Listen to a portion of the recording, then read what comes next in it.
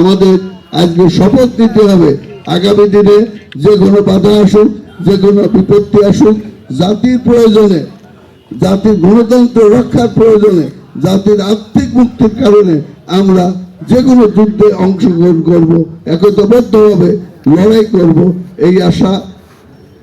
এই অঙ্গীকার করে আমি আমার সবাইকে ধন্যবাদ ও অভিনন্দন জানিয়ে আমি কাজ করে এই বাংলাদেশকে একটি স্বনির্ভর বাংলাদেশ গড়ার জন্য তিনি কাজ করে গেছেন।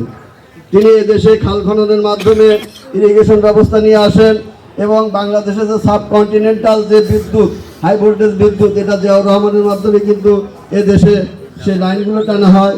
এবং জিয়াউর রহমানের মাধ্যমে এদেশ যে একটি ঝুড়িবিহীন রাষ্ট্র থেকে একটি স্বনির্ভর বাংলাদেশের গণতন্ত্রকে গলা টিপে হত্যা করা হয়। পরবর্তীতে আপনারা দেখেছেন যখনই বিএনপি ক্ষমতায় থাকে না, এদেশের মানুষের ভোটের অধিকার কেড়ে নেওয়া হয়, মানুষের বাক স্বাধীনতা কেড়ে নেওয়া হয়। এই